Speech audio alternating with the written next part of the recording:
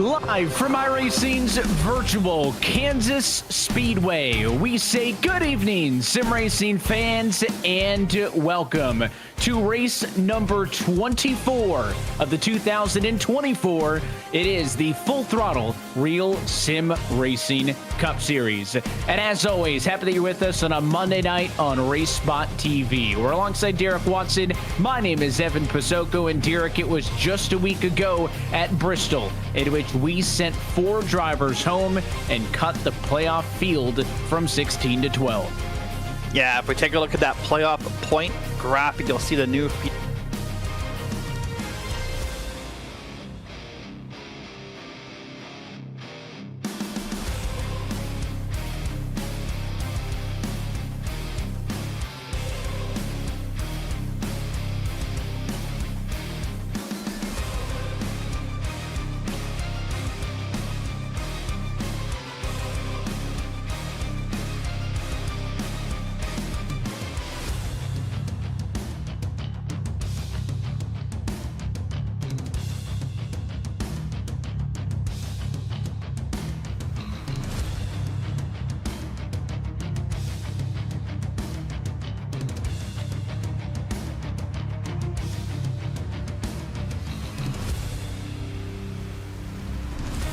is involved on the oval level.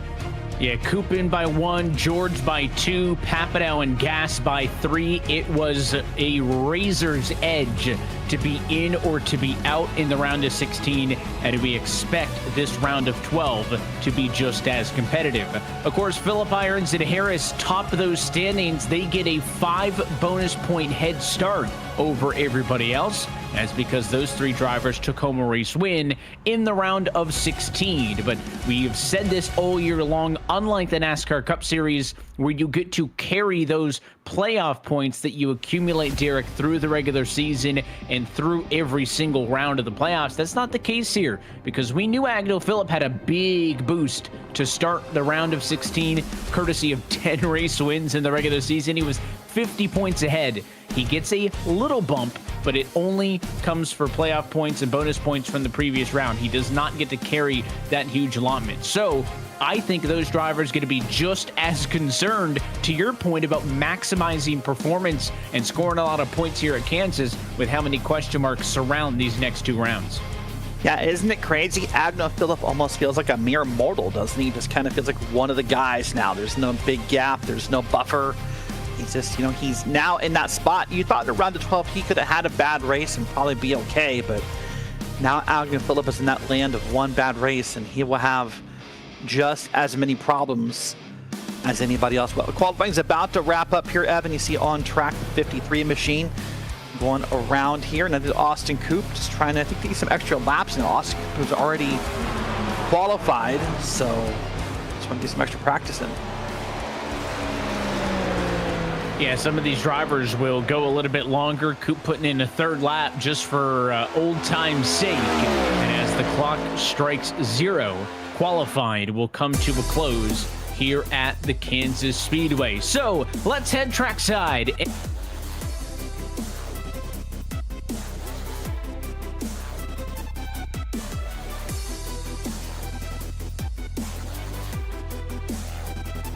Will bring us to the green flag tonight, joined alongside by Peter Irons. Those are 2 race winners from earlier. And why not make it a race winner trio? Because Cody Harris starts in 3rd. He'll be joined by Grant Davis on row number 2, with Michael Laraya and Sam Nieto back on row 3. Moving back into row 4, it's Bradley Burke and Andrew Freenage, 7th and 8th. With Austin Coop, the last man in, next to Braden Whitaker back there in P10. And then Brandon Gass is 11th with Ross Cato in P12. And on the backside of this, all these cars taking provisionals. They did not put down times in qualifying beyond those top 16 spots. It'll be Eric Papanow, Mike Maddox, Steve Soa, Tom Morano, and Maverick Davis. Those bottom 5 drivers will roll from the rear of the field. And it is funny enough that it is at Agnew Phillip, Peter Irons, and Cody Harris 1, 2, 3 in qualifying. Derek, as we've mentioned a couple of times, those are the 3 different race winners from the round of 16, the 3 biggest heavy hitters, if you will, and they'll have the optimum starting position for this one. Yeah, kind of convenient for them, isn't it? You'll see the track temperature to 94 degrees Fahrenheit. Fairly cool for Kansas. This should be a good race here as we're in 29th of September in virtual 7 time at 4 p.m. And I think that track will probably start to cool off more and more as this day progresses. So a lot of grip to be found in this race. And if we look at our race details, though, we're going to go 134 laps. Of course, there is always that one RSR over, or there's the RSR overtime.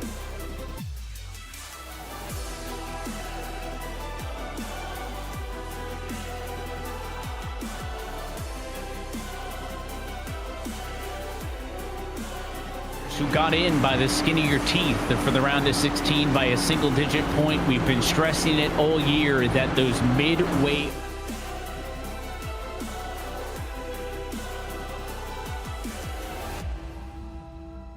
in the running order when we cross halfway. So those bonus points will be handed out at the conclusion of lap number 67. And maybe not for the Phillips and Irons and Harrises of the world, because if they're hoping to continue a championship campaign, they should be able to handle the round of 12 with some confidence. But if you're somebody else teetering around P10 and want to be able to get in, maybe adjusting your strategy for this race around those bonus points could be a good idea. From 16 down to 12, and happy that you're with us at an RSR Monday night. Let's go racing at Kansas.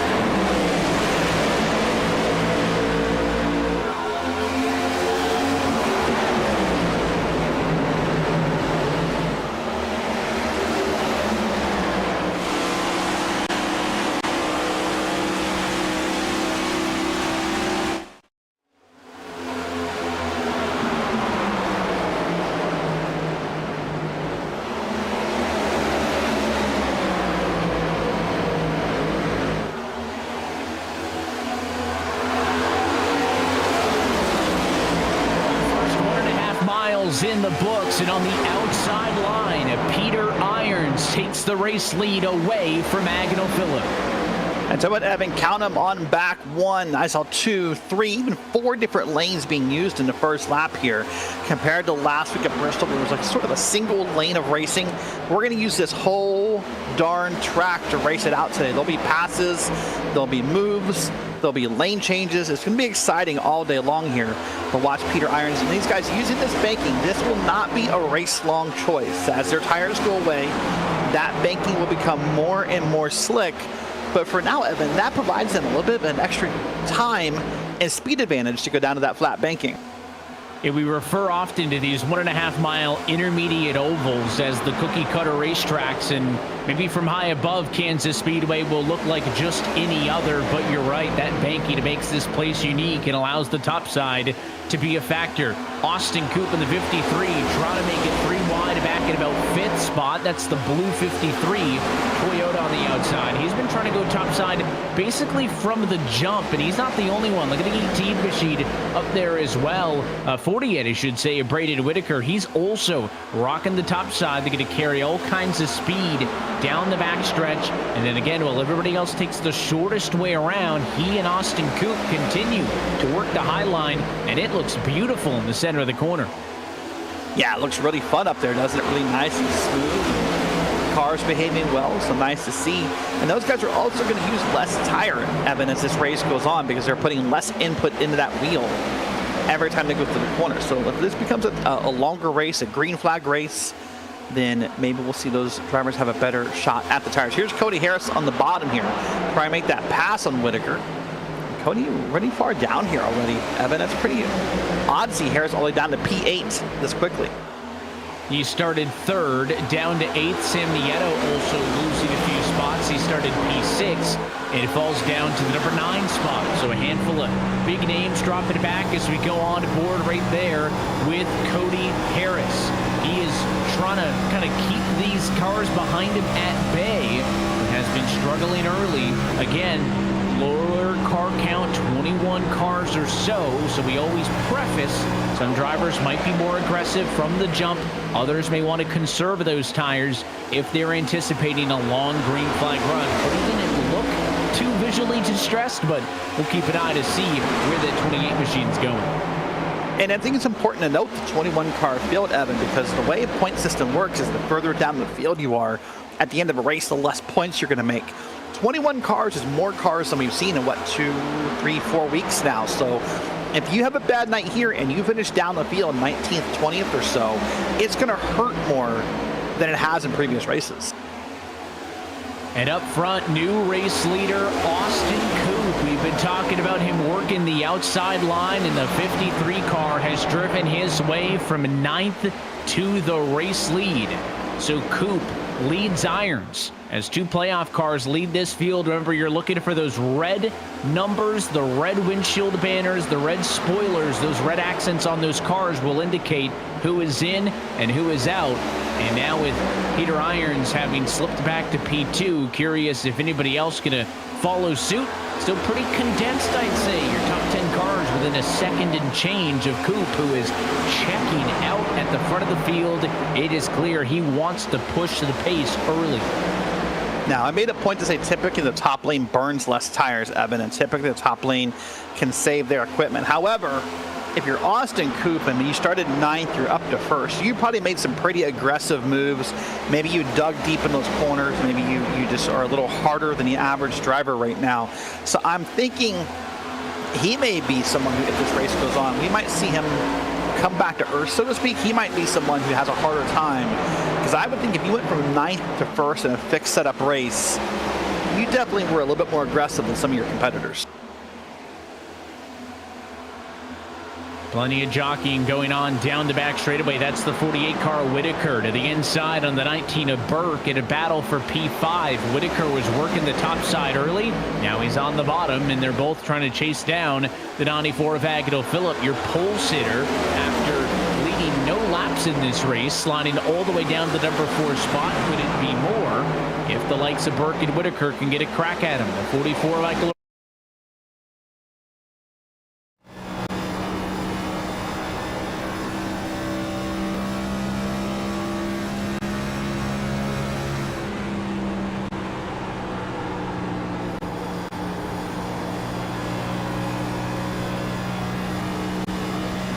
George in 17th, and it's a pretty good rule of thumb. If you want to get out of this round, you can't be in the bottom 4 of those playoff cars at any time. Yeah, it may be more important, and we've hinted a couple times, but there's a super speedway next week, which, that's just playing the lottery. Who knows what can happen there? And the next week after that is the Roval. And, within the oval community, Evan, there's definitely road course ringers, and there's definitely drivers who struggle at the road courses. So if you think you struggle with the road course and you're really uneasy about the Roval, you have to be aggressive tonight because, as I said in the opening, this is the race where you're going to control your own fate. A lot of drivers think racing at Talladega is like playing the lottery. Who knows what could happen? You could finish 1st, 10th, last, or somewhere in between, and it almost feels out of your control.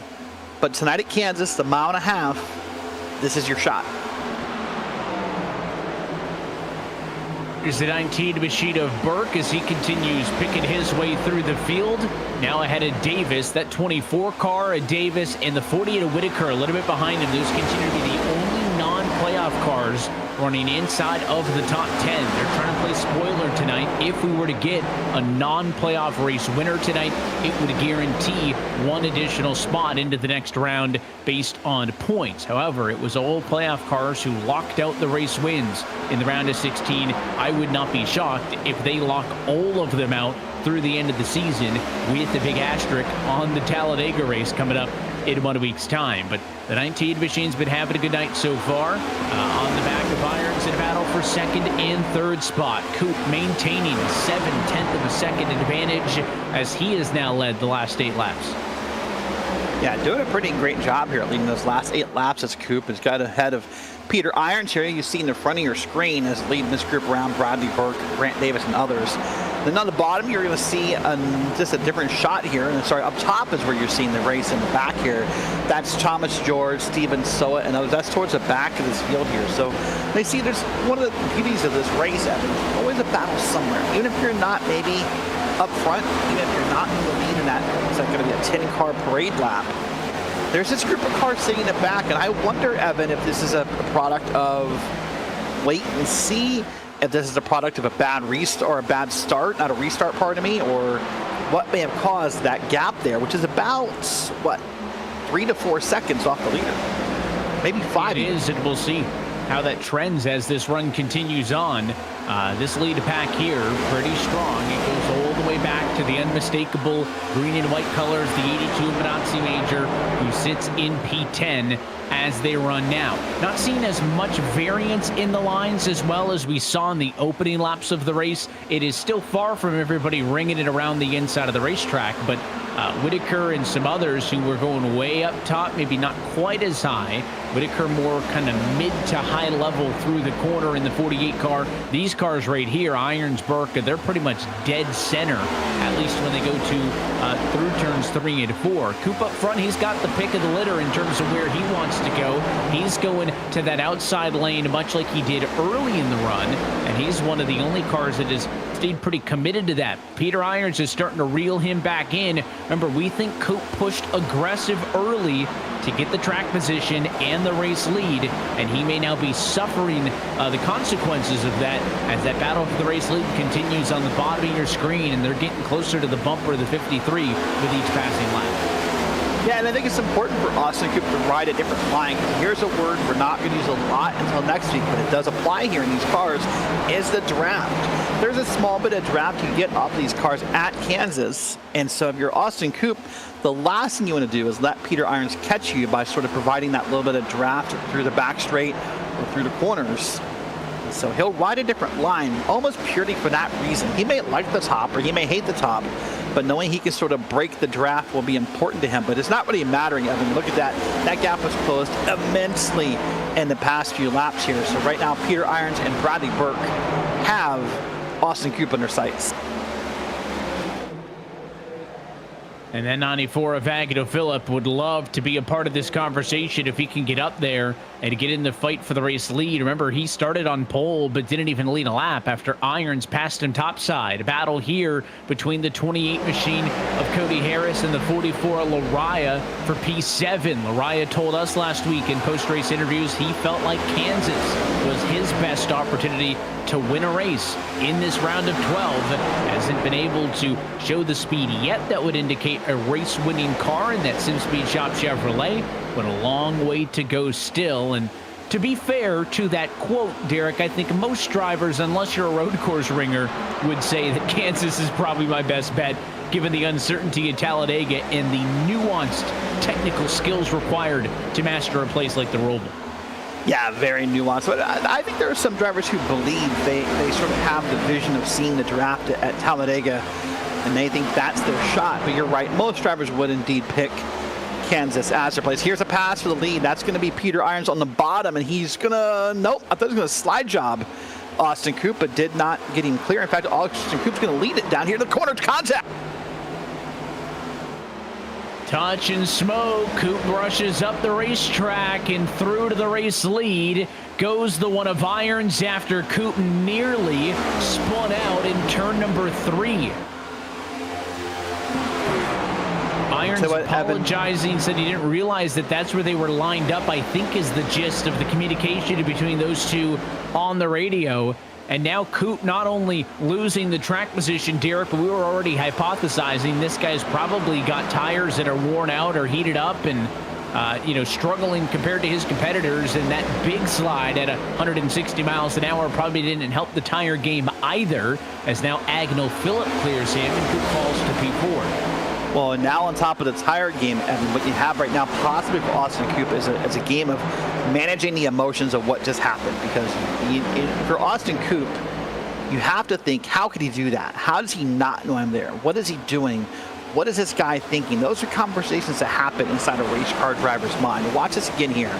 I mean, if you're if you're Austin Cooper and you're there, I'm running my line, I'm holding my line, and this guy just gets to the side of me and almost turns me around. It's going to rattle you. It's going to frustrate you. But now in this kind of scenario, you have to quickly gather yourself together, almost forget about it, get your back in your groove of laps, see what's left of this race car. And that makes it now 2 different drivers who have led laps in this race, but at 3 different lead changes in terms of Irons leading, then Coop, and now Irons back to the top of the board. 25 laps in of 134 in this Kansas 134, and you can see those gaps growing. What was a 10-car lead pack, kind of now a 6-car blitz back to Harris. As these top 6 have been able to pull away from the likes of Nieto and Whitaker. That's a good 4-car pack, 7th on back. So the field continues to get more and more spread out. Maverick Davis, I should update, his car not currently scored, was slated to roll off the grid 21st. That car did not take to the green flag. So 20 cars still on the racetrack. That's all of them that started. And there's a good split look at the battle for the race lead down low. And that 4-car pack on the outside, that's the battle for 8th on back. Yeah, so you see different battles here going on right here. Not see Major barely clear of Whitaker there. Just got up there and was able to clear him and keep going on. You see up there, it's Michael Lariah now in the middle of your top screen. And sort of a surprise to see Lariah. I mean, 7th is not, horrible per se, but you're right, for the confidence he had in his interview last week, you almost thought Lariah would have been the guy challenging for the lead. Well, Evan, the thing we didn't talk about tonight in our opening is that I believe these cars can make a 1-stop race with the gas tanks. It should be right on the button. It'll be only within a lap or 2. It won't be much further than that. If we have overtime, there's definitely some pit stops needed. But if you're someone maybe like a Sam Nieto back there, a Michael Lariah, maybe you're confident right now. Maybe you're thinking, hey, I'm not burning up my stuff. I'm back here. I'm getting a little draft here and there.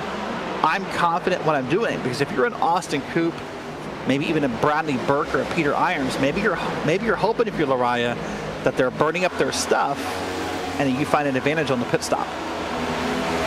And that pit stop question is going to be an interesting one. If this race again stays at a green flag pace, do cars push to the lap number 67 midway marker? Can they go that far and try to one-stop this race? If we're talking about a 2-stop scenario, then we're likely looking at pit stops around the lap number 45 mark, which would only be about 15 laps away from this point. Battle for P10 continues as Brandon Whitaker is now sliding backwards. This 48 car was on the offensive. We've talked a lot about him tonight, but he's going the wrong way. Brandon Gass just passed him, and so will the 12 of Ross Cato on the inside of the racetrack. Move Cato back up, and he now is returning some of the spots that he lost early again, as some of these drivers seemingly playing the long game and trying to get their car to last for a long green flag run, reaping some of those benefits now that we've gone through 30. Yeah, some drivers seem to be finding their groove and getting comfortable, and now maybe understanding how the track's going to drive today, given the weather and the temperature and what have you here. So wait and see how this plays out. You now are into lap 31, Evan, and you see Ross Cato now trying to run down Brandon Gass and others. And if you're Ross Cato, this is a good sign for you, because now you can see cars in your windshield. See 1, 2, 3, 4 of them, and some big names up there. That's got to boost your confidence. But here comes Andrew Freenosh. He now wants to make a pass on Austin Coops, trying to set it up here. And man, Austin Coops, since that contact, Evans, is having a horrible result of it.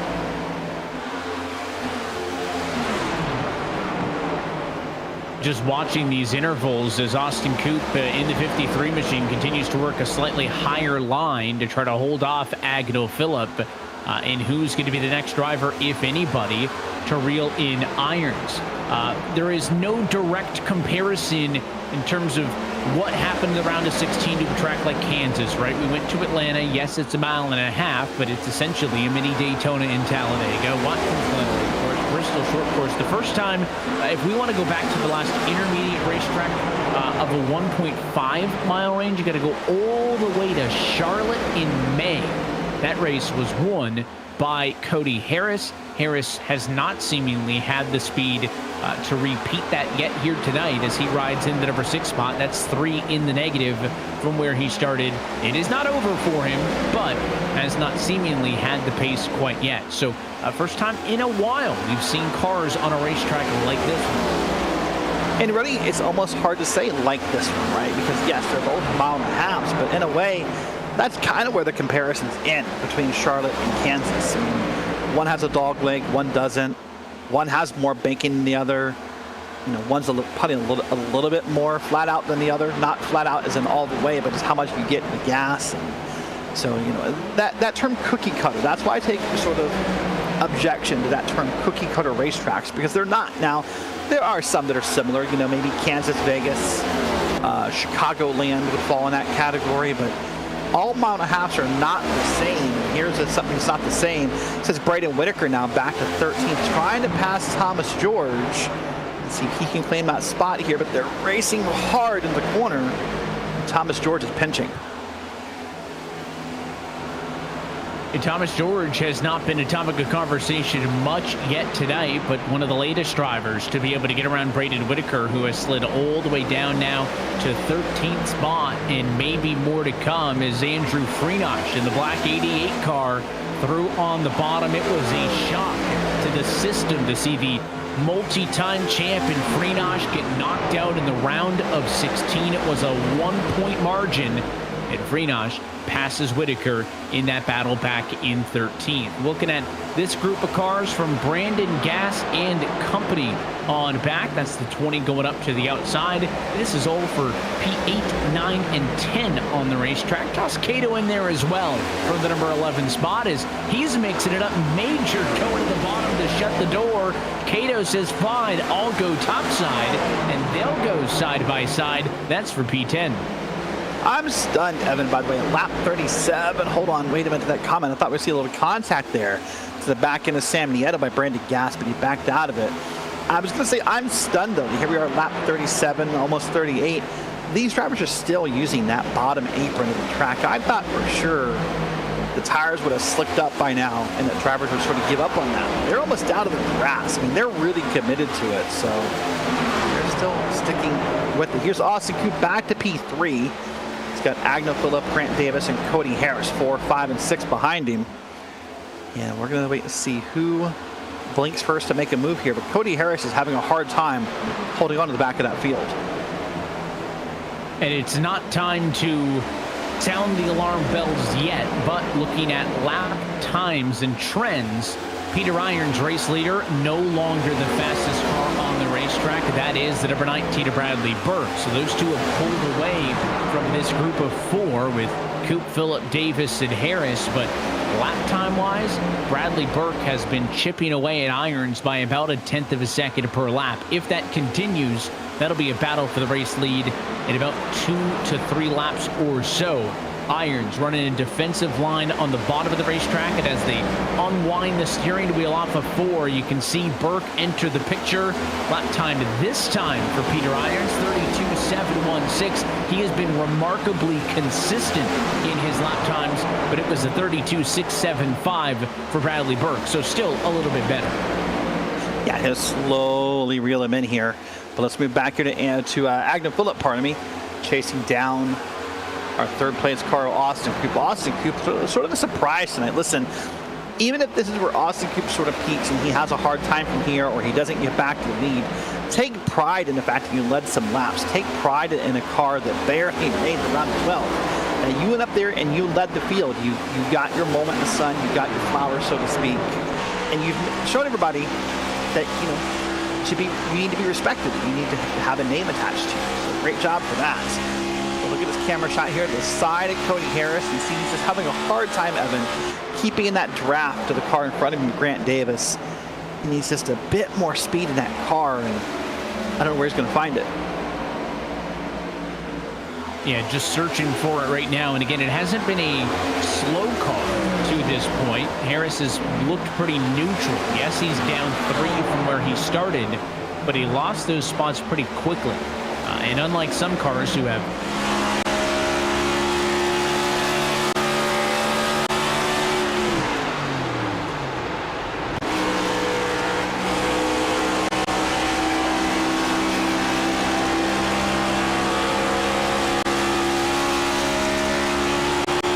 as opposed to just be stationary. Again, though, it is air quotes only the round of 12. If Cody Harris could stay P6 and do that for the next 3 weeks, that should be plenty for him to continue on in this championship. Remember, the end goal is to survive and advance. You don't necessarily have to be a race winning car every week, although of course a race win would guarantee you a spot into the round of 8, and that looms huge in this round with of course Talladega on the horizon. Yeah, you just want to do it. You want to get that stress out of the way, get that monkey off your back.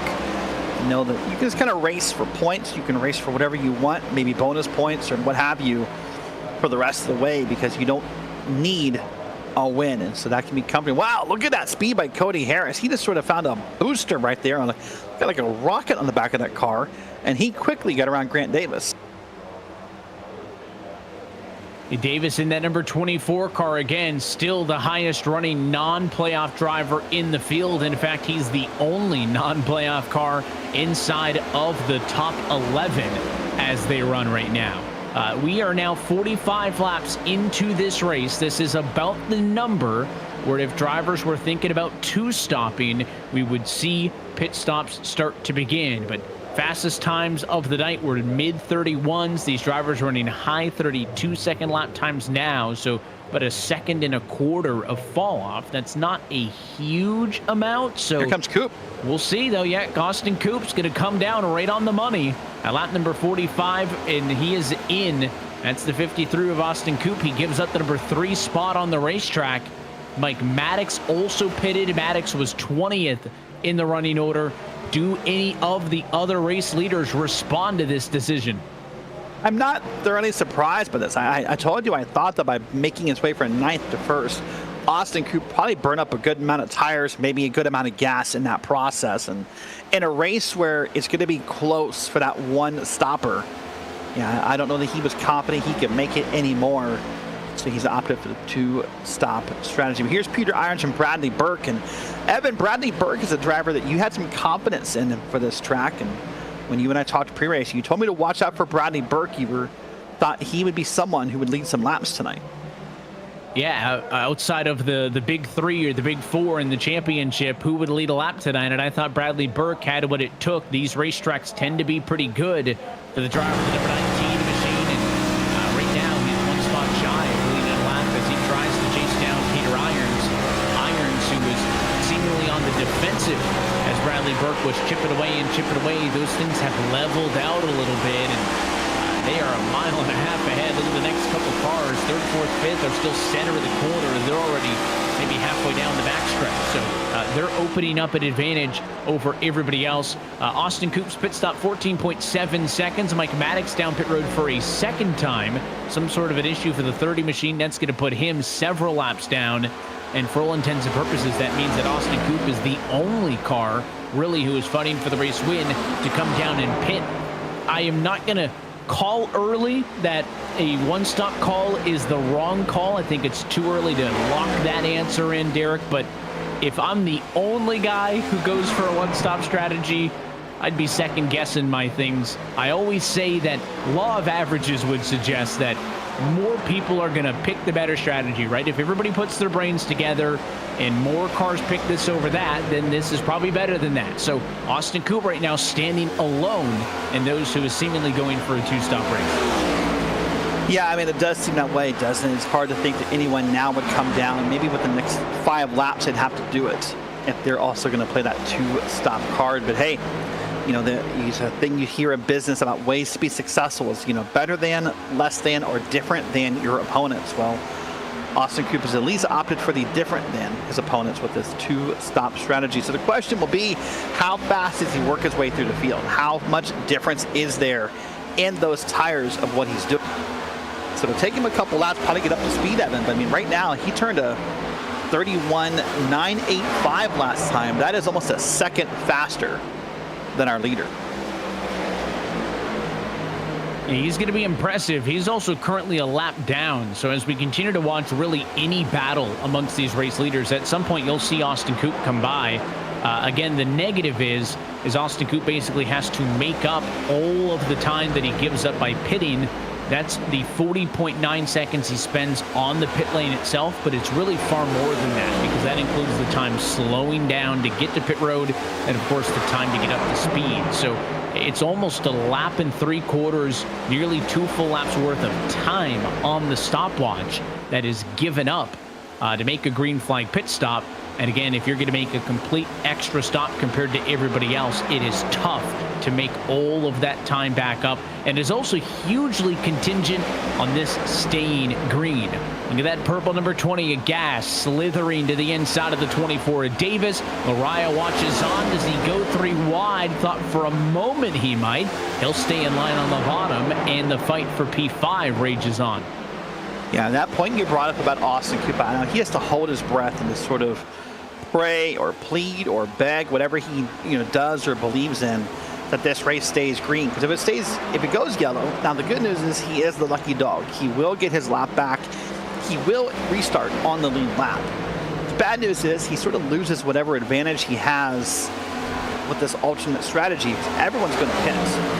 I'm positive if we had that moment on lap 54, 55, they're all coming down. So he loses whatever benefit he thinks he has right now in that race. But you're right. Look at Brandon Gass here. Someone that's really kind of come on, I think, towards the end of the season. Not, winning and locking in per se, Evan, but really is up there in the conversation. A name we say every week, a car we're seeing every week towards the front of the field. I feel like right now Brandon Gass is just trying to kind of break through that proverbial class ceiling and see what he can make of this. Brandon Gass has been, you talk about the big 3, and Gass is kind of at the front of the list and in the conversation with those next handful of drivers looking to break out. The Burks, the Gasses, the Larias, just a smidge off of what we've seen out of the Phillips, Harrises, and Ironses, and there's going to be at least one spot for those guys to get in to the championship for. That is an if Harris, Irons, and Phillip can all continue through and get there, right? At minimum, somebody else has got to join them. And if you get to the round of 8, why not play spoiler and not let those 3 get there, right? So there are opportunities aplenty for somebody from that second tier, if you will, just based on the numbers, to get into the championship battle, to bring it to the dominant cars all year. And it is a work in progress, but it is a good opportunity to do it. And again, Gass started back in the 11th spot. He's up 6 to get to where he is right now. That is the second biggest mover in the race behind Steve Soa and Tom Morano, who are both tied for 7 spots gained back in 12th and 13th. But Lariah swipes down to the inside. Bit of a crossover to get under Gass, and that should set him up pretty to clear the 20 car. He will. So Lariah back to where he started in P5. Yeah, Nieto's looking to make the move as well here. I do want to mention off screen, Braden Whitaker has joined that group of cars that have pitted. So he's going to try out. Grant Davis also came down pit road, I believe. So a couple cars on the very late end of a 2-stop call here. We'll keep an eye on that if necessary. But now Sam Nieto has made the pass, and now Brandon Gass is back here in P7.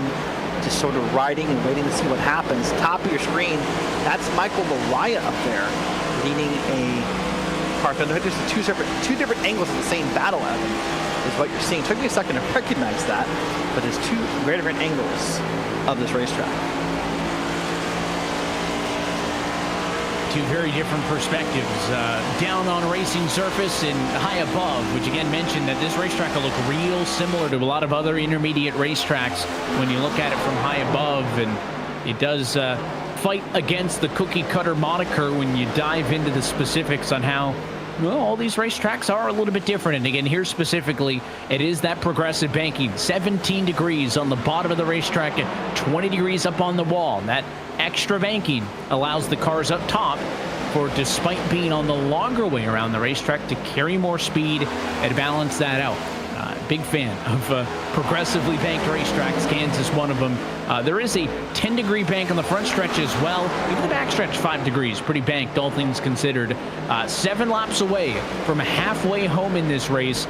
I would be very surprised, Derek, if anybody up front short pits because, of course, they will get bonus points if they stay out beyond lap 67. Now, sometimes we'll see drivers in a road race or some other ones where there's a little bit more strategy and variance. Drivers pit before the midway break. That way they can get on the better tire sooner, get the undercut, get the track position, and hope that that decision to skip the bonus points gets them a better position fighting for the race win.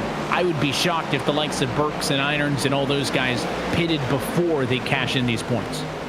Yeah, unless they really thought they were out of gas or darn near out of gas, there's no way at this point they're pitting before those halfway points are handed out, because those are going to be crucial to helping make sure that someone advances into the round of 8, as you mentioned. So I agree. Everyone here has sort of made their bed. They're going to lie in it, and you have to see where it takes them. But look at Peter Irons, really evident. The time we talk about Brandon Gass and the others, that gap he has formed here. This is Agnew Phillip on your screen, who's got Cody Harris about 0.4 of a second back. But look at it up top on your leaderboard there.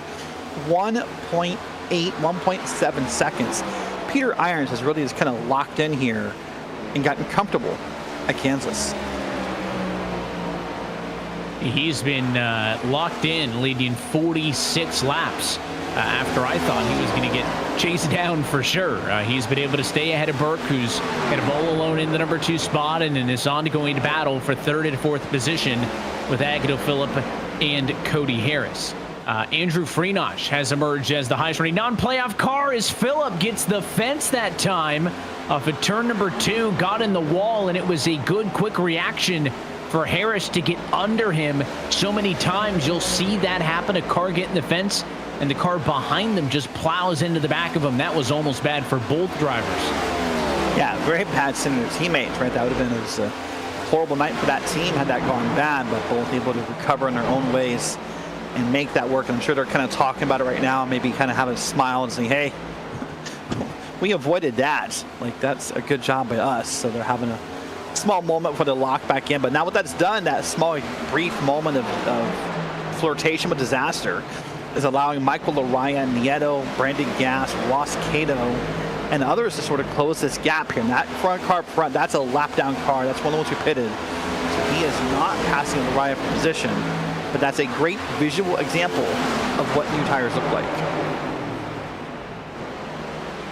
And we've seen Coop be able to get all the way back to the lead lap. He's about 30 seconds off. Here's where the challenge becomes obvious, is that he has to make an additional pit stop to complete his second of his 2 pit stops. Well, the race leaders only have to make 1 more pit stop, and he's 30 seconds back, right? He hasn't had enough time. Here's an interesting call. Peter Irons is in early. The race leader is pitted before the bonus points are paid out. And this is an all chips to the center of the table type of move. Derek, this is Peter Irons saying, I don't want to waste my time going for 10 bonus points because I want to make this move and win this race. That's a confidence move right there. 2 things happen here. One of 2 things happen. Either A, he just maybe ran too hard and doesn't think he has the gas to make it to halfway, which would be weird at this point. Or B, he forgot how to map, because you're right, that befuddles me that he stopped there. We're only a couple laps away from those points being paid out. Why would you stop this early?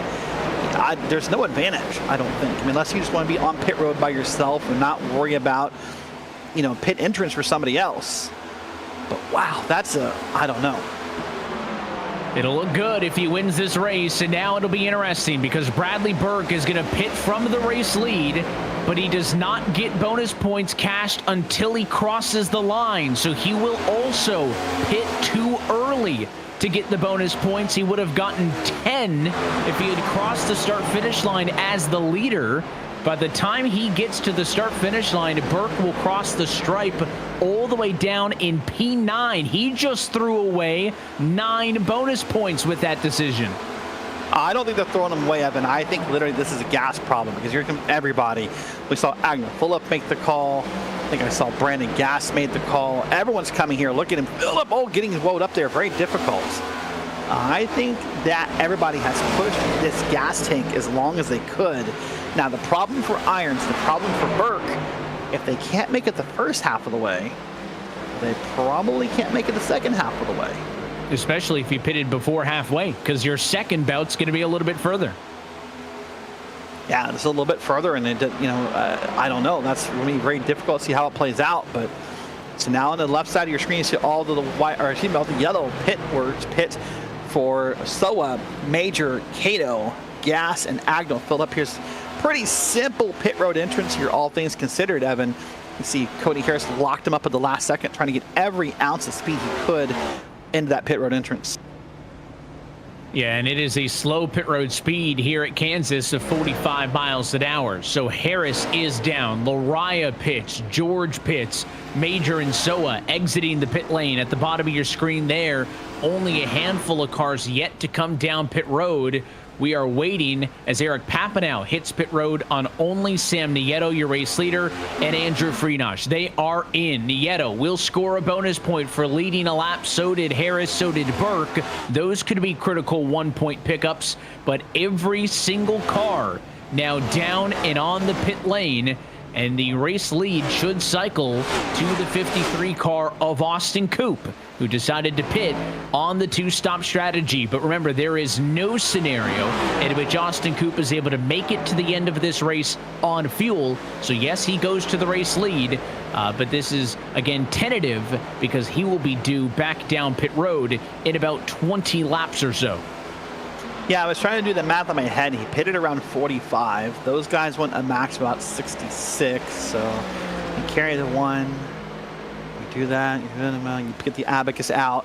So right around lap 100, I would think, would be where he's going to have to come in at the latest and see what he can make of it. Here's the 88 down off a pit road fast, trying to get it back up on the track there. Waits for that blue cone to say he's allowed to merge. There he is. And he'll come up on track, the New England native of Andrew Freenosh, representing Lockdown Racing. And once Austin Coop eventually decides to pit, the race lead would go to, in theory, Grant Davis, followed by Peter Irons. Davis, kind of an interesting case. This one snuck by us a little bit for the 24 car, Derek. He pitted 16 laps ago, which is kind of a weird number because it was 10 laps after Coop, who's on the two-stop strategy, and yet it was 10 laps ahead of everybody else who's very clearly on the one-stop strategy. So if it is indeed a fuel decision that made the likes of Burke and Irons and others pit and give up big bonus points, I don't think Davis can go the distance either. You'd be looking at the 53 and the 24 needing to come to pit road. Right now, if you're Austin Coop, sort of your dream scenario, Evan, is a caution right here, I would think, right? Because if everyone else is concerned about fuel at the halfway marker, everyone should come down and top off. Now, the downside to that for Coop will be he'll probably be on pit road longer than his opponents. And man, isn't that much better than doing it under green and having that same problem? So right after Austin Coop, I think he would probably maintain the lead or a top 5 if a caution were to come out. But right now we're staying green here with this 4-car battle. That's going to be Cody Harris, Cato, Lariah, Brandon Gass, all right here. So they'll throw a blanket on them, how close they are together. Look at that move. That 12 of Cato goes low on Harris, and it kind of served as a block on Lariah at the same time. This battle for 6th position has got 3 cars. Do we go 3 wide? Harris looking to the outside. Yes, we do. 3 wide in a battle for P6, and Cato pulls the parachute from the middle lane. He wanted to get out of that uncomfortable situation, but he'll drop those 2 spots, now trying to fight back on the bottom. He just can't carry the speed when you exit that low. I got excited there and said, whoa, because I thought for sure they were going to make it more dangerous than they did. But everyone's got it worked out. Lariah is the benefactor of the battle for having the best position. Cody Harris, again, trying to kind of keep in that draft and keep in tow with everything. Remember, these are fixed setups. No one here has an advantage as far as, tweaking the gears or anything of that nature. Very few things can be changed on this car, Evan, to make a difference from one car to the other. The brake bias can be changed. Very few things. And, Kansas is not really a braking track. You're going to tap the brakes maybe, trail brake it to get that car to turn to the corner. But overall, this is not a track with a lot of brake features compared to last week at Bristol or later at Martinsville. This is kind of a stay on the throttle kind of track. It really is. High speed, momentum based. I think those are a lot of the buzzwords that you use to describe some of these intermediate races in these next gen cars, maybe to a lesser degree than you used to with the low horsepower Gen 6 car package from a couple of years ago. But keeping speed up is still critical, and this battle is not going away anytime soon. This time it is that 2 to your point in Nieto who joins in on the fun as Lariah is trying to run away with it. The 2 car sitting in line trying to pick which lane he wants to work with. The 12 Acatos on the bottom, Harris in the 28 car on the outside. And if I'm that 2 forward behind, I've got nowhere to go. Do I force the issue? Looks low, looks high. He's kind of doing all the scenarios in his head on how can I get around these guys without wadding all these cars up. It's kind of a roadblock as this battle may finally end. I thought the 12 might have cleared him there, but Cody Harris just will not go away. There's a look at both of them. I think it's important to remember, Nieto and Harris have had a couple moments this season in RSR where they've made some contact, they've disagreed, they've had some different opinions on who caused what, and so sort of just a little tense watching this happen with how these cars are moving around, that maybe we might see more contact and more disagreement, but I think Nieto's going to get around here with just maybe the minimum amount of contact here, Evan. We've seen a few bits of contact tonight, close calls, but have been clean and green now through the opening 80 laps of this Kansas 200. The 12 car on the outside, Acato trying to wind the speed up, but again, I just think that Nieto's better.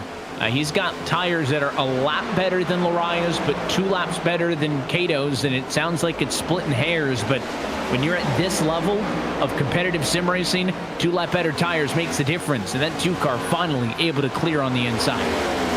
Now, whether that 2 laps of tires makes a difference because of the tire, or whether it makes a difference because of the placebo effect of 2 lap newer tires, can be debated across the community, but you're right, it does make a difference in some way. It feels different, it feels worse, and I think it more so makes a difference on the guy with the older tires, on the driver with the older tires. That's where it makes a difference. You're like, oh, he's passing me because he's got newer tires, and you sort of talk yourself into that idea. And if it was 2 laps, and, maybe it's not real, but you kind of make it believe.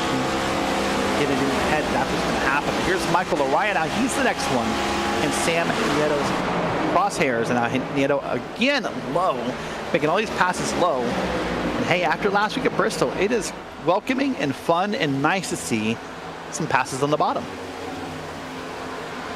It was a big conversation in the Bristol night race was how hard it was to pass cars up top. They'd kind of make that a blocking lane, and we saw with the Bristol 500 here on RaceSpot just before the weekend that doubling the race distance in cars meant the inside was a little bit better, but with a 20 car field, half-length races, it just didn't get to that point.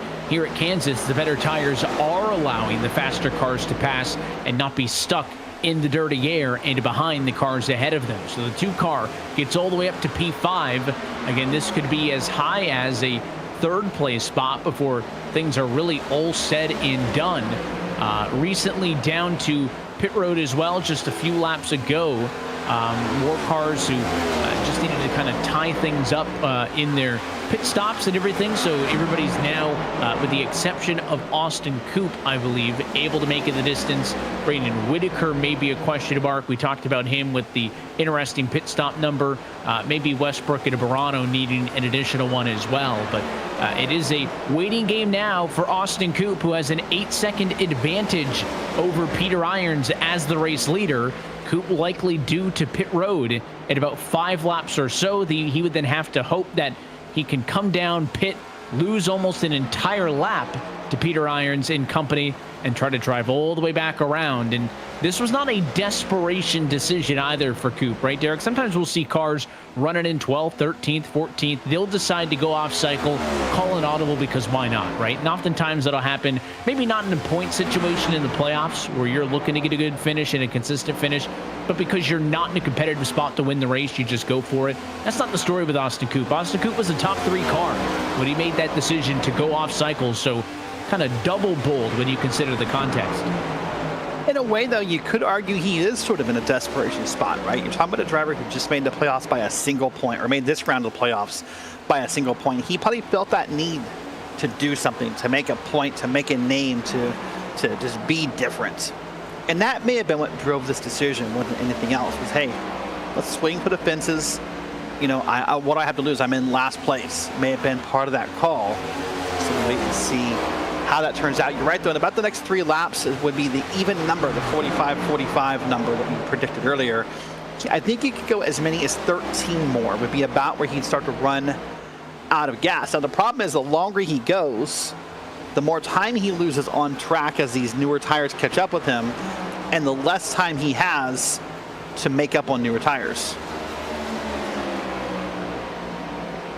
And never mind, he is coming this time. Yeah, I think he's told Steven Soa he's coming this time, if I heard it correctly. So Soa gets by on the bottom. Those cars on different strategies. And we'll watch the numbers to see if Austin Coop flashes up as a pit stop car. He is indeed going to be coming down pit road this time. So that race lead is going to evaporate on the scoring pylon. That's because Austin Coop is on pit road. It is a clean entry for the 53 car. I don't know if he has any opportunity to make up time because he still needs to get a lot of fuel in that car for essentially 3/4 of a fuel run. And this battle for 4th going to turn into the battle for 3rd as they will pass Coop, who is now stationary on pit road. And the question is, can Coop make up basically an entire lap's worth of time? That's going to be what's given away with this pit stop. And now Peter Irons has cycled back through to the race lead. He has led more laps than anybody else tonight. And the one car who seemingly with the bold call to come down pit road before the bonus points were paid out, maybe out of a desperation for fuel, maybe out of a confidence move to go for the kill and go for the race win, he's now back in P1. Yeah, that's the new question mark, I would think, is how does that going to work out for Peter Irons? Austin Coop, by the way, off screen, off pit road, back on track. So he, I believe right now it's going to be a lap down. We'll get confirmation on that in a second when everyone crosses the scoring pylon again. But for now, this is Nieto and Agnew Phillip. This right now is for 3rd and 4th on track. You see, that's Austin Coop right ahead of them. So he is barely a lap down. And he's going to immediately be the fastest car on the racetrack because he'll have 20 to 30 lap newer tires than everybody else. But can that tire benefit allow Austin Coop to make up an entire lap? He needs to be probably 30-something combined seconds faster than the rest of these cars over the next 43 laps. That would need to be an average of somewhere in the 8 to 9/10 of a second range per lap consistently. And you know that his tires are going to start to fall off. So he really needs to be aggressive early and try to get back around. And I could see maybe an 8th, the 7th in the cards for Coop, but I would be really surprised if this pans out and gives him a top 5, top 3, which is where he was running.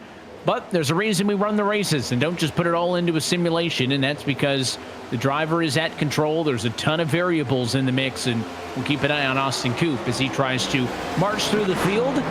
There he is in the number 15 spot, and a caution is going to trap Austin Coop a lap down, and it'll hit the reset button for all of your race leaders, and this is now a brand new race, just shy of 40 to go. And this erases everything. This erases the fuel concern for Peter Irons, for Bradley Burke, and erases any hope of Austin Coop running it through. And there's a card in the middle of the track. Who was that?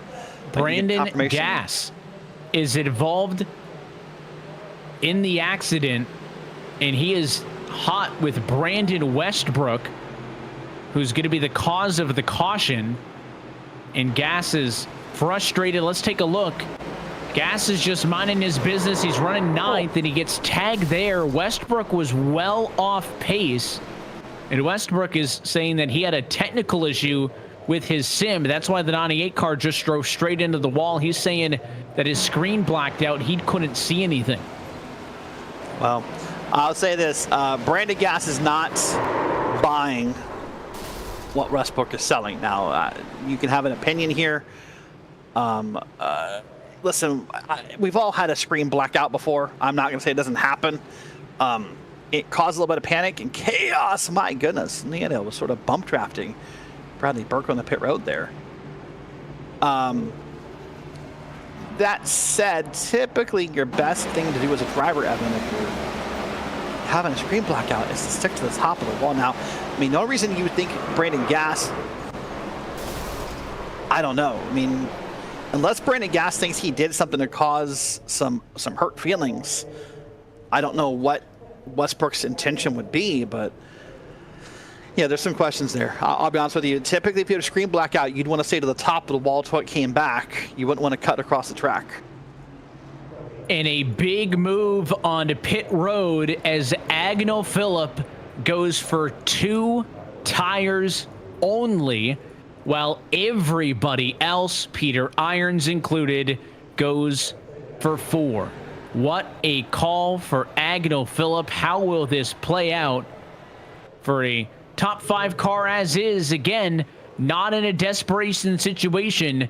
And Agnell Phillip has been known to make some calls. His left side tire is going to be about 27 or so laps old, but it was unanimous, right? These drivers have 4 sets of tires. They only used 1 on their scheduled green flag pit stop, so they still have 3 full sets available. It wasn't a quantity decision. This is a strategy decision for Agnell Phillip. Weird moment I noticed here, and I can't piece it together, Evan. Maybe you can help with the stats, but I noticed here Austin Coop was not given the lucky dog. He is now on the lead lap because he's sitting right there in front of our leader. I thought the moment of caution, he would have been the first car a lap down and would have been granted that lucky dog. The difference here, and why I bring it up, is because with the lucky dog, he would have been allowed to go around the pace car and then come down pit road and put new tires and maybe more gas if he needs it in this car. As the wave around, he waits till the 1 to go and then comes around the track and doesn't get that benefit. I am confused why he's not the lucky dog. I'm not sure if I missed a name that was a lap down, but Eric Papineau was the last, or sorry, Eric Papineau was the first car 1 lap down. Coop was about a quarter of a corner behind him and would have gotten ahead of him shortly. It was just really bad timing, and that's why I had mentioned when the yellow came out, he was going to be stuck. So to your point, he can unstuck himself by staying out, but he does not get the benefit of pitting. So he'll go from being on a charge, right, having better tires than everybody else, trying to run them down, to, yeah, he's going to get back to the lead lap. So crisis averted, but now he's at a tire disadvantage, likely will need another yellow opportunity to then get back even with everybody and actually make a run at it. As you get another look at the heavy damage that Brandon Gass has got. That number 20 car is still on pit road. This may be the end of the night for Gass. He is only outrunning Thomas George, who's gone to the garage. That would put Gass as the second lowest runner of all the playoff cars. Well, I'm going to tell you something. When you watch that replay, especially from that angle, you understand why Brandon Gass is hot, why he is just fuming about what happened. He's begged race control to look at it. I mean, that said, Westbrook claimed credit for it, so I don't know what else can really be done. We'll figure that out post-race, but I mean, if you see that angle, it's hard to believe that's, I don't know. I mean, like I said, I don't believe it's intentional, because typically intentional wrecking comes with a cause and effect of, and typically there's, step A, step B, step C in that kind of scenario. And at least from what I've seen on track tonight, there was no step A and step B. That just went right to what would be step C. That's not how those work typically. Westbrook's car also down, still on the pit lane. Him and Gass not going to be on the racetrack for this restart. And this race begins anew with 37 laps to go. Agnell Phillips on 2 tires. Everybody else is on 4. Green flag in the air.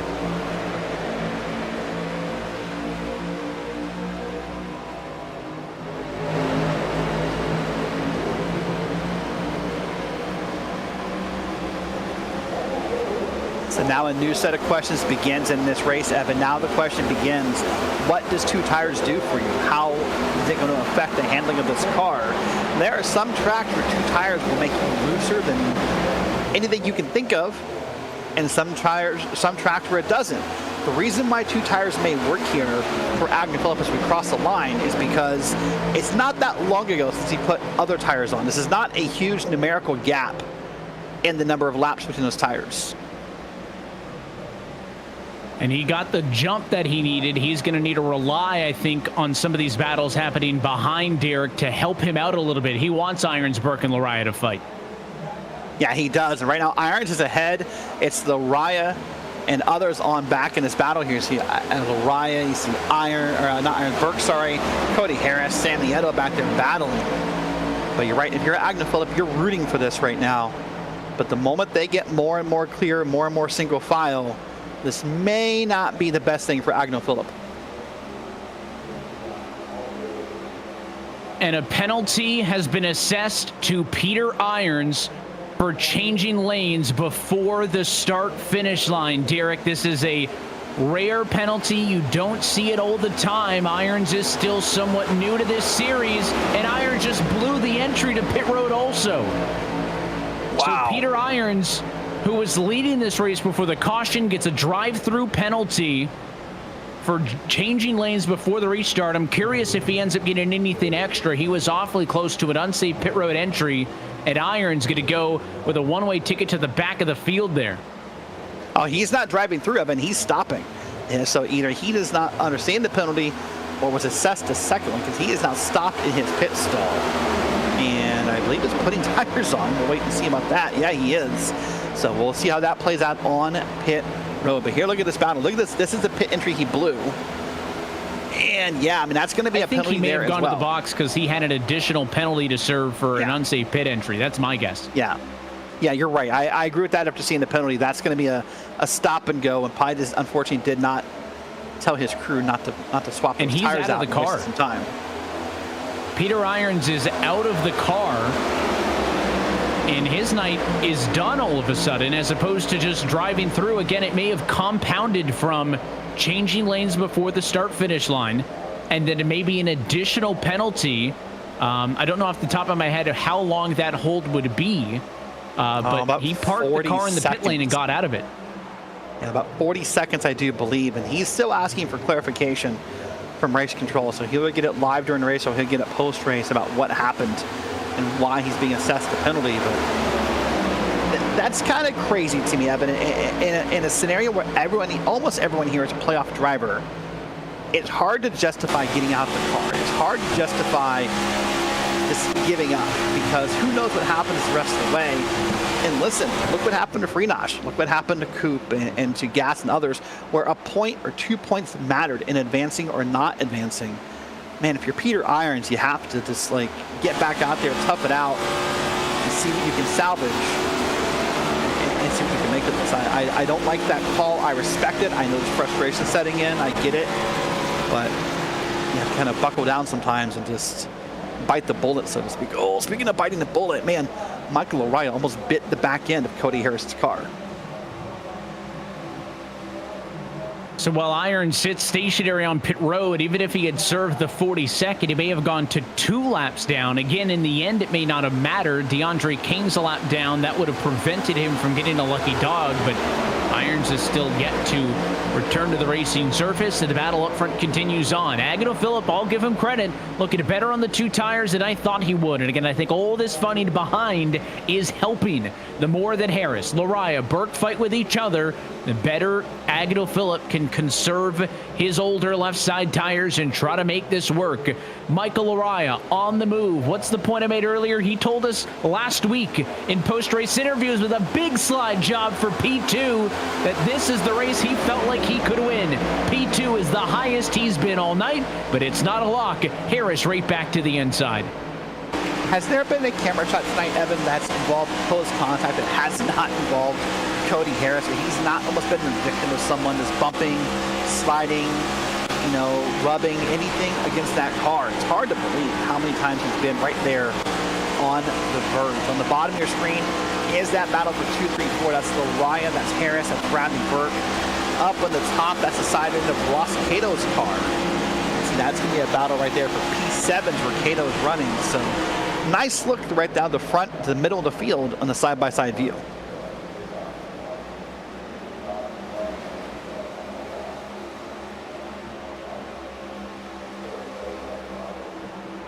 So watching this trio continue on, Freenosh also the highest he's been all night. He is now the highest running non-playoff car in 6th. Non-playoff cars also include Braden Whitaker in 9th, Steven Soa in 10th, and Tom Morano in the number 11 spot. 25 laps to go. Next time by, Agnel Phillip is under pressure. The battle for the race lead may come to a head here in just moments. Under a 1/10 of a second, and Michael Laraya is on the scene.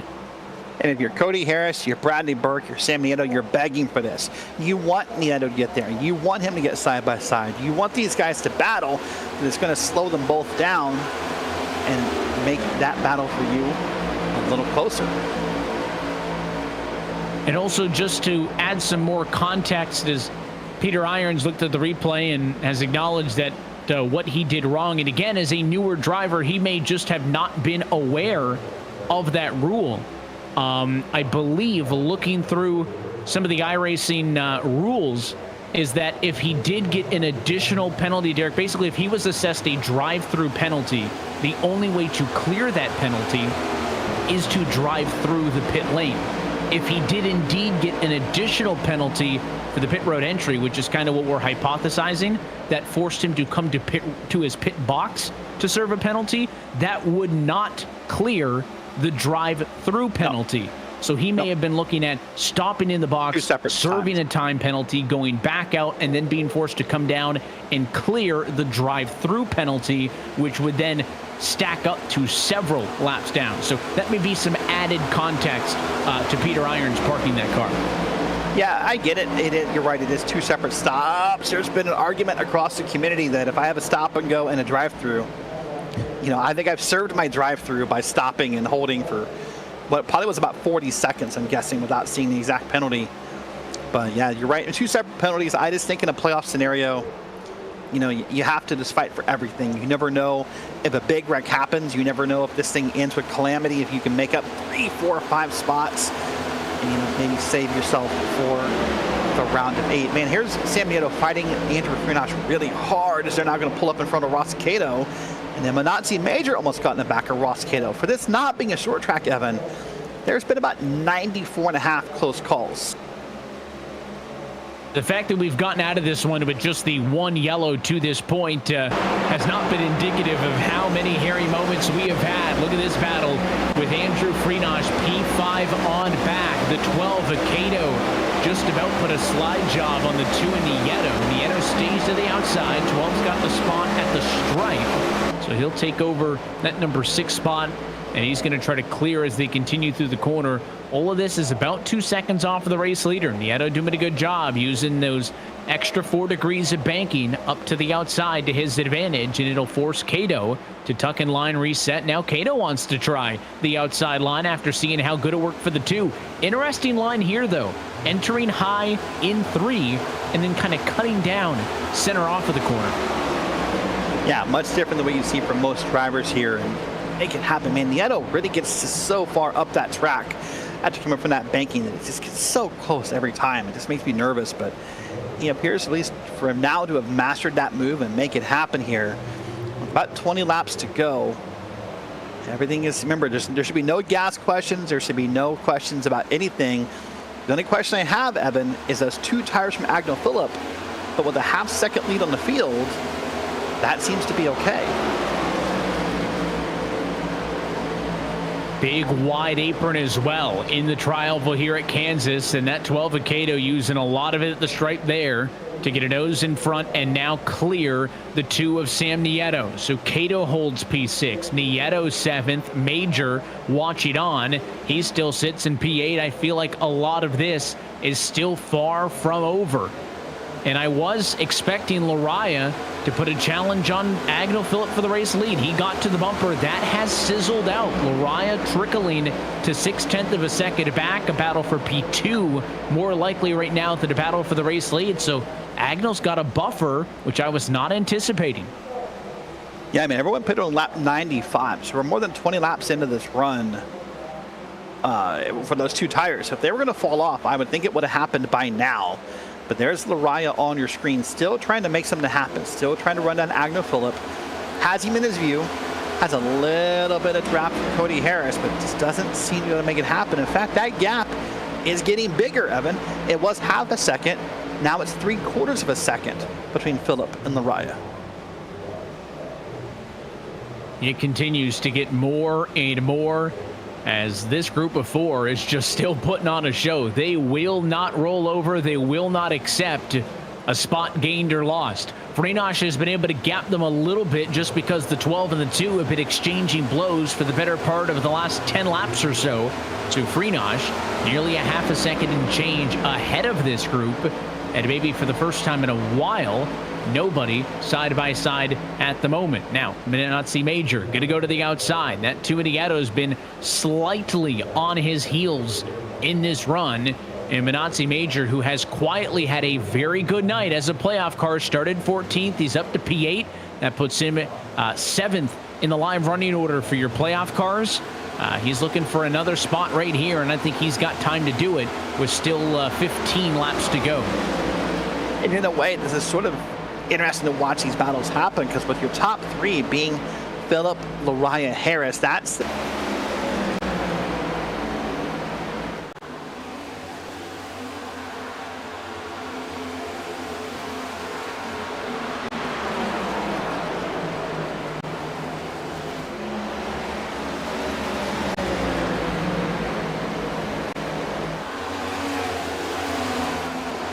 at the front of the field. So right now, if you're Sam Nieto and you pass Ross Cato, you have a comfort in knowing, hey, that's a buffer I have in the points for next week, and vice versa. And of course, everybody knows that Talladega is a scary place to be in the playoffs. So if you can get an extra spot here or there, it goes back to the conversation we had earlier about the bonus points. And of course, it is no more important than your race points for your finishing position. You want to get what you can out of this one. Just when I thought Cato was getting away, the two-car reels him back in. It's a toxic relationship between these two. They just can't get over each other. Two looking at the bottom. Nieto, again, I think a weird entry in the bottom is going to get there in the center, and then the 12 is going to get the run off the corner, and that's what has been balancing this out. But Nieto holds even drafting up alongside. And is Sam Nieto going to get this spot back? He's clear in the center of the corner. He'll be clear up off of turn 4. Does Cato cross him back? The 12 not close enough right now. No, Nieto did a great job there, sort of kind of pinching Cato to the top of the track, not letting Cato get down there into that groove to kind of build that speed and sort of make him drive up there. So that was a great job by Nieto to make a very technical move here. Here's Andrew Freenosh. He's now passing Bradley Burke. This will be for 4th and 5th on the track. And Freenosh wants to get up there and see if he can battle for that top. He's about two and a half seconds before he gets there. So right now you see Agnew pull up on the right side of your screen. So a double header of race action, if you will. On a night of double header of Monday Night Football, we have a double header of battles on track. Laps to go this next time by. Agnew Phillip now 1.1 seconds ahead of Michael Lariah, who is still in second. Is he going to be able to pull off this incredible two-tire call? It seems like at this point, the answer is going to be yes. We'll wait to see. Is there any more late race drama in this one, aside from the never-ending battle between Nieto, Cato, and Major? 13 cars scored on the lead lap. No more drivers at threat to losing their lead lap status. Austin Coop has bounced back to P10, but again, that is not an improvement up to P3, which is where he was when he first embarked on his different pit strategy. Yeah, in fact, now at the P9, just got around, or him and Braden Whitaker are swapping spots back there for 9th and 10th. That may be a fun battle to keep an eye on. Let's see it here live. Coop's up high, trying to get around Braden Whitaker here, and now does and clears him. So Coop up into 9th, about 3 seconds ahead to P8. So probably not going to happen for that. But here's Sam Nieto. He's now again under fire from Ross Cato, as you said. I think their Facebook status would be, it's complicated here in the last 10 laps. Yeah, they just can't let it go. And, you know, that goes to show how important every single point is nobody's willing to roll over. And I thought if this battle would go on for this long again, maybe Minotzi Major could pick up a spot either by sneaking around both of them when they're locked side by side, or if those cars were going to kind of tear up their tires a little bit and give the 82 benefit. But every time Major comes knocking, Kato responds. Every time Kato comes knocking, Nieto responds. There's a whole lot of defense all over the place. There's Lariah, P2. He stays 0.4 of a second ahead of Cody Harris. But Harris in that number 28 car, a lot better through turns 1 and 2. That gap's going to be only 2 car lengths this time by the start-finish line. Big battle for the runner-up spot on the line right here. Can Lariah shake the 28 car? 7 laps to go.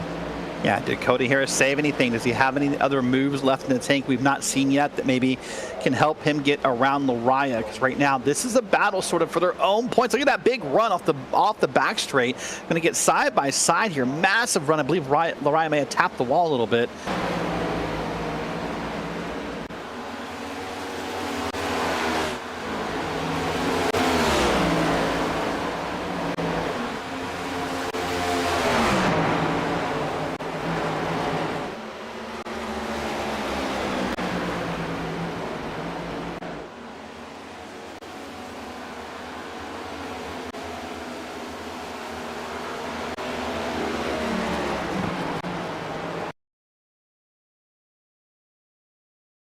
That was almost a wreck for both of those cars.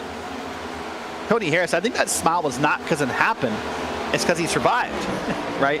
And just, I think he was more surprised than maybe you and I were that he lived through that, in the sense that he didn't lose more spots. But right now, that probably closes the gap on that battle, Evan. I would think this probably closes Lariah Harris, for at least for this race. I would think this is probably a 2-3 run as it stands. I don't think Harris has enough to get back there again. And we'll see if he's got the speed and if he's got the time. Going to be 4 laps to go this time by. If they keep fighting and losing time, they may just bring Freenosh into the conversation. I know that most of their time was lost because of the contact, but all of a sudden, Freenosh in 4th is closer to this battle than they are to the leader. They have dropped way off the pace of Agnell Phillip up front. And the number 19 of Bradley Burke just jumps a spot on the leaderboard. Burke in the 19 trying to complete a pass on Freenosh. Couldn't do it, but that's another battle. So 2nd's up in the air. 4th is up in the air. The nonstop battle for P6 still undecided, and there are only 3 laps to go. And if you're Bradley Burke, you might want to think, hey, I'm okay behind Freenosh. He's not a playoff driver. I'm not going to get that much difference here, because if you get involved in a battle with Freenosh, you possibly open that door to letting Nieto in, and then you do lose a spot in your playoff standings possibly. So you might want to ponder that into the thoughts we're going to have here in this moment at this time. But back here, this is now Michael Lariah getting around a lapped car. This is not for position.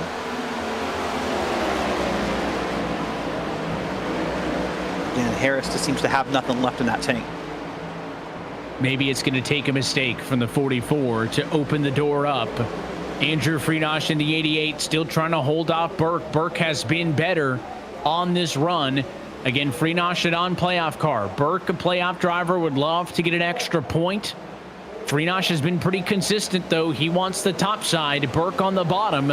Only going to get 2 more looks at him, as up front it is the white flag in 1 lap to go for the number 94 of Agnell Phillip. Not necessarily an unsuspecting driver to come out on top in the end, but after he started from pole, got passed on lap 1 of this race by Peter Irons, who would go on to be the dominant car. And yes, Irons had a penalty, but it was Agnell Phillip who had track position, made a gamble on pit road, and he's going to win for the 2nd straight round of the playoffs. Agnell Phillip wins at Kansas and is moving on to the round of 8.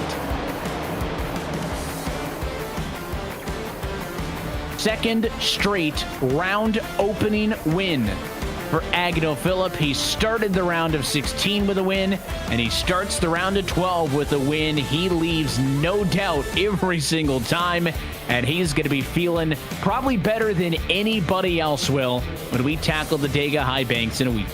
I'll tell you what, you said it best. 2nd round in a row where he's had that opening win. There's just no place like home except for victory lane for Agnell Phillip. In the end, it'll be 8 of the top 10 positions occupied by playoff cars, and it is a familiar spot. The 17th win for his team and the 12th win for him in 2024. Agnell Phillip victorious in the Kansas 200 and continues on his charge to become a 3 times consecutive RSR Full Throttle Cup Series champion. What a showing for the 94. In the end, he leads 40 laps total. What a great run for Agnell Phillip. Congrats to him on that win. The New York native wants to see if he can win one more.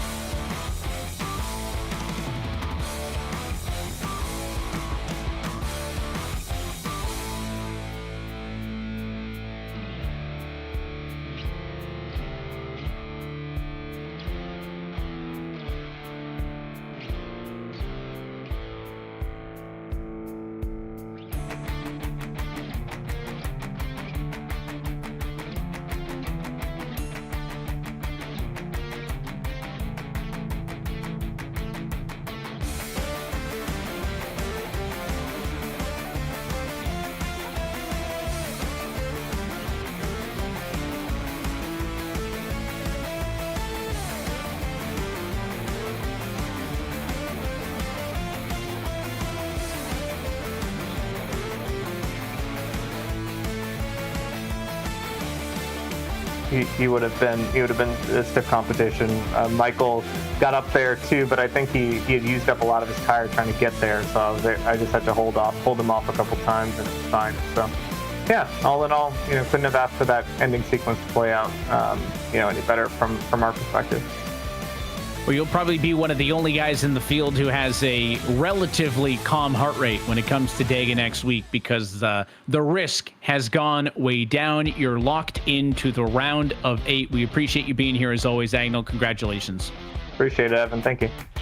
The race winner tonight for the Kansas Speedway. We'll continue with the rest of our podium. Derek Watson will have them. It'll start with Michael Lariah, who comes home tonight in P2.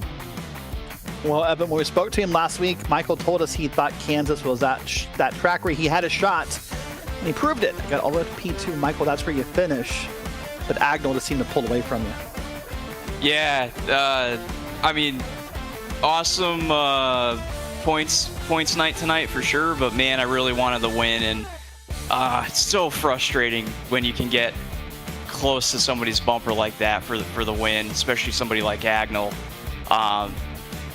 Props to him though. He knew what to do as far as making the right strategy call to free up the car. He ended up taking 2 tires, and it must have just helped with the turn through the corners, because man, I was getting just so tight there towards the last 20 laps or so of the race, and that was really what it came down to. And he was just able to creep away lap by lap after that point. So if I got a little bit closer to him, I was certainly going to send it in on the bottom, at least try something, but I wasn't close enough to make that move realistically work. I need to be a little bit closer, so that's why I was running the top as much as I did there. I needed to get a little bit closer to make that kind of move, but I mean, props to him. He didn't make any major mistakes that last whole run, and with the way the handling was going, it was certainly easy to overdo it and get in the wall. So I mean, he ran a really good race.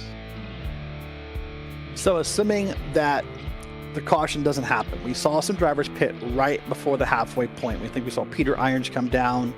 I think Brandy Burke came down before the halfway point. Did that boost your confidence? Say, hey, I can make it? Were you kind of confused, or did that play into kind of your confidence or your emotions about the race at all? A little bit. I felt like before that last caution, with the way things were going to cycle out there, feels like we were going to be right on the number as far as fuel. So you really couldn't push the pace or like run the outside lane too much. You really would have to be glued to the bottom. And personally, my strength is running the top at this place. So that caution certainly helped me. I think without it, I was probably going to end up maybe around P5, P4 at best. And so getting that caution there, just being able to be aggressive off the bat and being able to run that high line, that certainly helped me out. All right, well, next, the lottery, the jackpot, the question mark, whatever you'd prefer to call it. Maybe you have some negative names for it, but it's Talladega. 1 week's time, Michael Lariah. What's the strategy? You know what? I think I've said this before, but I've been wrecked using any kind of strategy you can think of at Talladega. So I'm just going to probably try to qualify for the pole. If I can start near the front, I want to stay near the front. If I don't qualify well, I'll probably just ride in the back and just see how things shake out. So that's, I guess, my general plan going into that race. Really just try to keep the fenders clean, honestly. At least get some stage points. I think that's very important. If you can get out of that race with a little bit of stage points, if just in case something ends up going bad towards the finish, all is not lost. And then I think we got the Roval last in this round, so Roval I feel pretty decent about. So I mean, certainly getting a P2 finish tonight with some really good stage points was my goal. So to come out here tonight doing that, building a little bit of a buffer, I think that's really crucial to advance. All right, well, listen, Michael, great job tonight in P2. Anyone you want to give a shout out to or give thanks to? Of course, my flat out teammates, Bradley Burke and Sam Nieto. We all ran really good races tonight. Give a shout out to Sim Speed Shop for being on board the car this year and for a few years now. And of course, yourself, Derek and Evan, for putting on the broadcast Evan, for running this league. It's been a lot of fun over the past few years. Well, listen, Michael, great job tonight. We'll see you in 1 week's time. All right. Thank you. Yeah, that is Michael Lariah, came home in P2. And then we're going to swap him out, Evan, and we're going to pick up Cody Harris, the Ohio native. Grab him real quick. There he is. Cody, P3 run tonight. It felt like maybe at some points tonight the car just couldn't quite react the way you wanted it to. I actually felt pretty good. That long after the pit stop, I was actually just kind of hanging back and just managing my tires quite a bit. And then I was starting it ready right before that caution came out. I was about ready to start making a charge forward. I was kind of watching the gap and I was creeping in at the rate I needed to while keeping the right front under the car. And then the caution came out and kind of changed everything there. And then I had a good restart. I got up to P2 and then Lariah just pulled a really good move on me and got around me. I don't know that I had anything for Agno on the two tires. It kind of freed the car up for him, he said, which definitely is what it needed. So it probably just made him actually a little bit quicker. But yeah, and then once you get racing pushing flat out, the groove was so narrow. It was very, very hard to pass and get runs and everything. So, but I'll take it, a good points night for the playoffs. So, one thing that I love about watching you race, and whether it be on the broadcast or sometimes we get an internal camera feed to the Zoom feeds and we can see your face, is that you're pretty stoic when you race. You're not someone, you don't seem pretty animated. You kind of have that stoic face. But when you and Lariah made that contact with like 10, 15 to go, this big grin came across your face. I want to know what that grin was about. I have to ask. It was just, it was a fun battle trying to race because I had a spot on him and, I was glad we both saved it, but in that spot of the track we were both just getting, so he had hit the wall a couple times off that anyway, and Lariah and I were talking before the interview that he was going to hit the wall anyway. Then when he got about half a car ahead of me, my car just went straight because of the aerodynamics. I was completely out of the gas when I bumped into him, so it was just hard racing, and it was, yeah. All right, well, next week is Dega. It's the randomizer. It's whatever you want to call it. Is it to stay up front all night? Are you going to kind of lay back and wait for it to happen? Do you hate the track? Do you love the track? What are you going to tell me about Dega? I like Dega. Probably just go race. I mean, I'm not in too bad of a points shape, especially with the Roval coming up. Hopefully we'll get around there pretty good. So yeah, just get up front, race. I don't remember if there's any fuel strategy needed or anything, so I'll have to look at that. And then yeah, just stay up front, so I'm always with the front pack so we don't get separated in case there's an incident that doesn't bring out a caution, and you can be with that front group. All right, well, listen, I know it's not exactly the same because Evan's a Wolverine and not a Spartan. But Saturday night, 7 p.m., live on Peacock, Ohio State, Michigan State. Call your shot. What's the prediction? I don't think Sparty's doing too hot this year, so I think it should be a pretty good game for us. We've definitely got some things we need to clean up on the Buckeye side, but hopefully we get a victory. All right, well, let's end it the same way we always do. OH. IO. There it is. Evan Basoko, he finished P3, and he is still on his championship hunt, so you have to do the OHIO when this is all said and done. That is extra incentive for him to want to move on. And as we leave tonight, there's no shock, Derek, that the bottom four in the standings, the bottom four in the finishing order from the playoff cars. It looks like instant math. Thomas George minus 11, Eric Papadow at -3, Brandon Gass at -3, and Peter Irons and Austin Coop, two drivers who were at one point running first and third in this race, are tied for 8th and 9th, 1 in, 1 out. And it is this racetrack, the Talladega Superspeedway, that will likely change somebody's fortune for the good and may change somebody's fortune for the bad. It is the ultimate randomizer, but it is also the great equalizer.